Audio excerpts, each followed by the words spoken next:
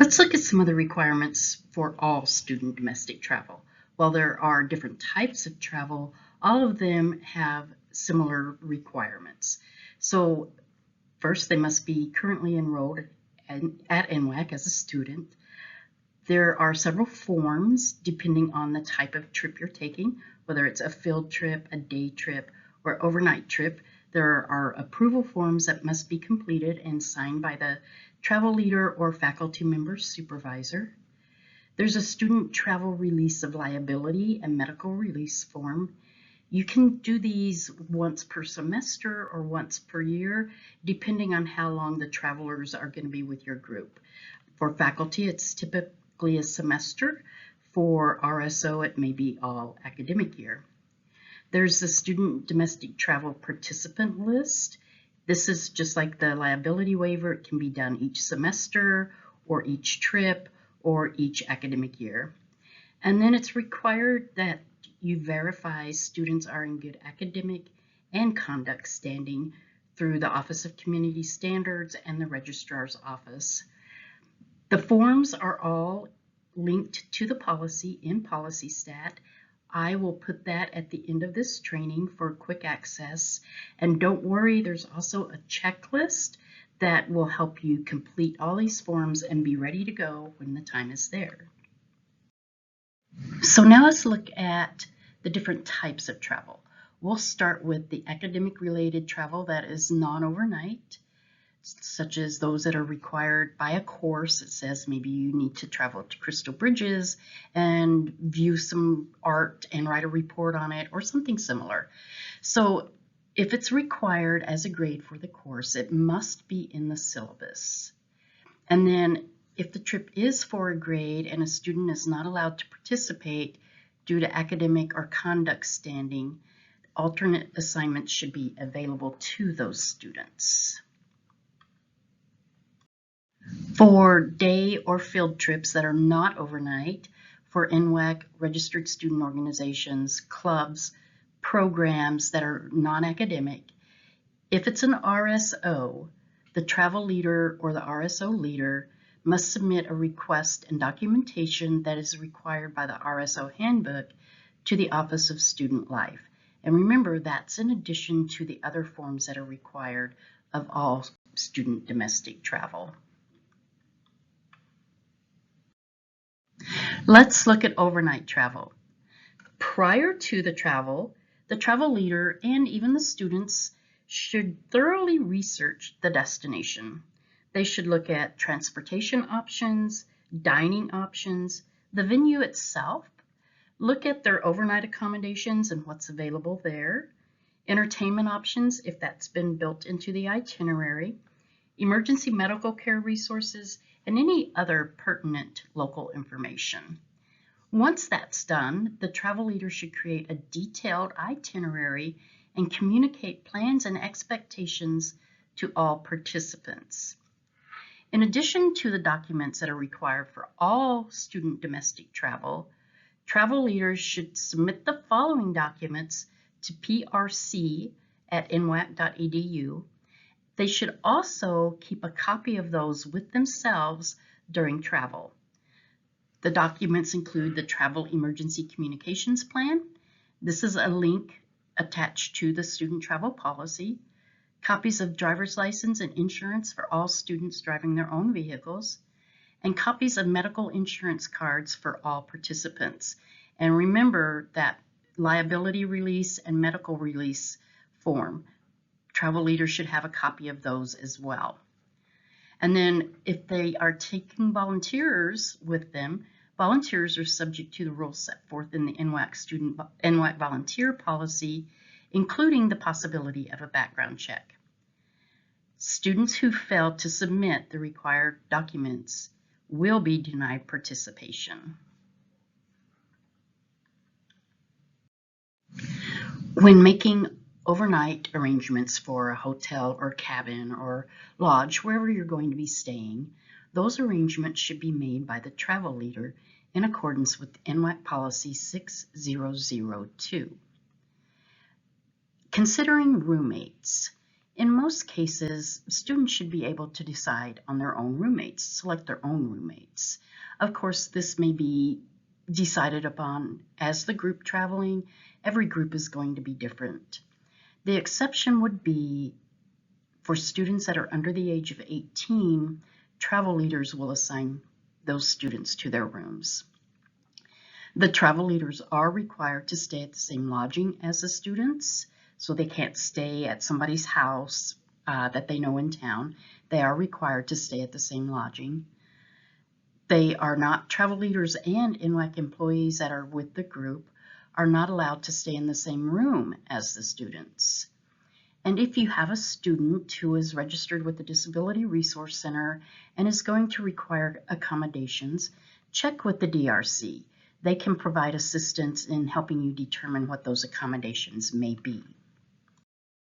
Now let's take a look at transportation for overnight travel. The first thing to keep in mind that is, whenever possible, students will travel to and from their destinations in transportation provided by the college.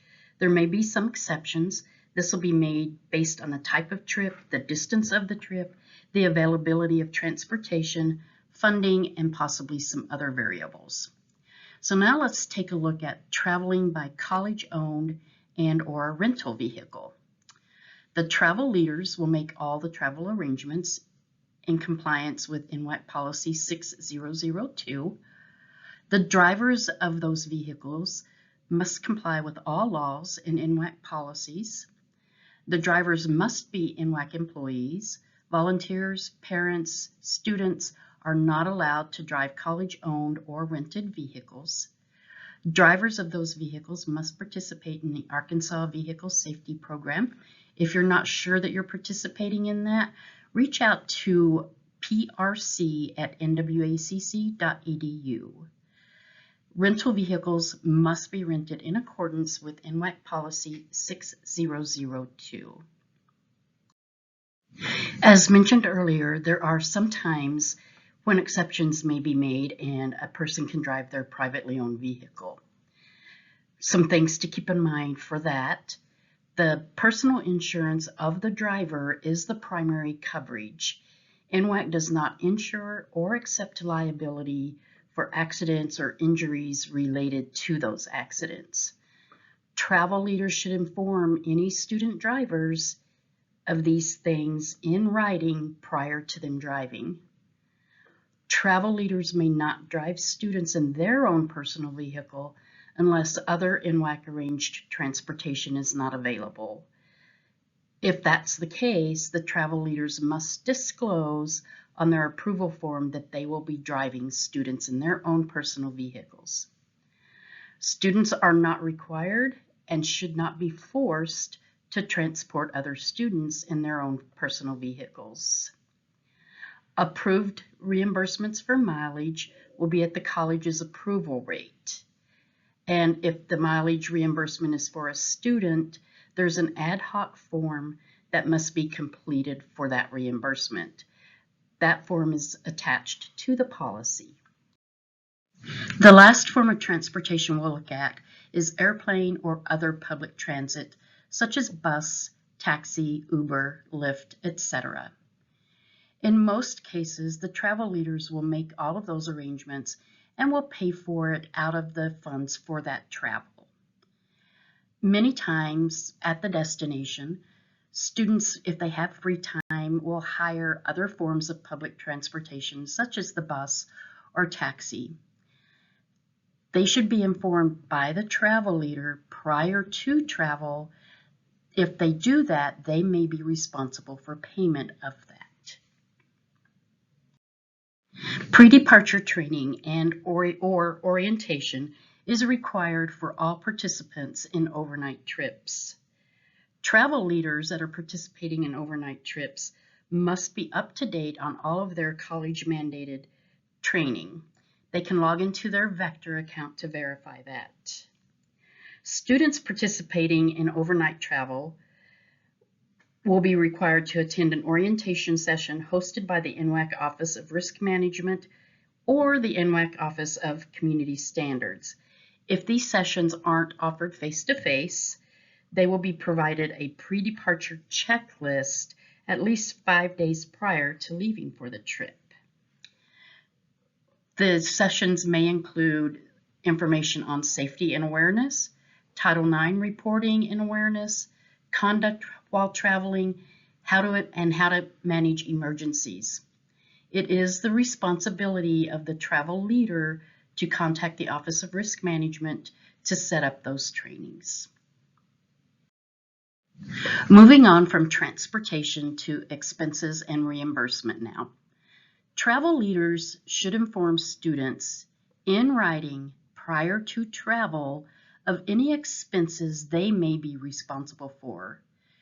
Most times these are expenses that aren't covered by NWAC, such as meals or snacks or souvenirs. Reimbursements will be made in accordance with NWAC Policy 6002. Itemized receipts, not the credit card receipt, are required for all reimbursements. You will not be reimbursed if you only have a credit card receipt. And alcohol is not a reimbursable expense. Health and safety should always be a priority when traveling, and travelers should abide by any health and safety guidelines. NWAC does not have medical or liability insurance for student domestic travel. All NWAC-affiliated travel participants are responsible for any medical cost incurred during or as a result of the trip. Travel leaders are responsible to communicate this to students prior to travel. In case of emergency or somebody gets injured, travel leaders should contact NWAC DPS as soon as possible. Travel leaders are also required to keep a signed copy of the liability and medical release forms for each participant, just in case they need them for medical treatment. All travelers should remember that they are representing NWAC when they are on NWAC-affiliated travel. The NWAC Student Code of Conduct applies to all students, and cases will be adjudicated in accordance with the NWAC Student Handbook. Students may not skip scheduled activities. Now, there are exceptions to this if it's something that the student discusses with the travel leader and approves that it's okay to skip that. Students may not leave the group without permission. For example, if you're in a town where you have a friend, you can't take off and go visit your friend without permission from the travel leader. If there are incidents of misconduct or alleged misconduct, the travel leaders will inform the Dean of Students and/or the Director of Community Standards, and then file a report in Advocate. The link to Advocate can be found in the policy and procedures itself. Travel leaders will communicate with the Dean of Students to determine if a student or students should be sent home due to a misconduct or alleged violation. If they are sent home, the students are responsible for any additional expenses. Firearms are strictly prohibited on NWAC-affiliated travel, even if you have a concealed carry permit with the extra documentation that allows you to carry on campus. And remember, all participants are responsible for their own behavior. NWAC is not liable for any consequence resulting from a participant's failure to comply with NWAC rules and/or local laws. All travel leaders have a duty to report under Title IX. A few more things to consider before we wrap up. If a student will miss class due to travel, it is the responsibility of that student to make arrangements with their instructors and/or supervisors if they're work study or part-time. Keep in mind that while we encourage instructors to allow students to attend travel, they are not required to. Instructors and supervisors may check with the travel leader to ensure that the travel is taking place. Prior to travel, travel leaders will submit all completed travel forms to the NWAC Department of Risk Management at prc@nwacc.edu. NWAC volunteers traveling with students may be required to submit to a background check per NWAC volunteer policy. Travel leaders are responsible for ensuring all NWAC policies and procedures are followed, and all participants are responsible for following all NWAC policies and procedures as well as local laws. We wish you happy travels, and if you have any questions, please reach out to compliance@nwac.edu.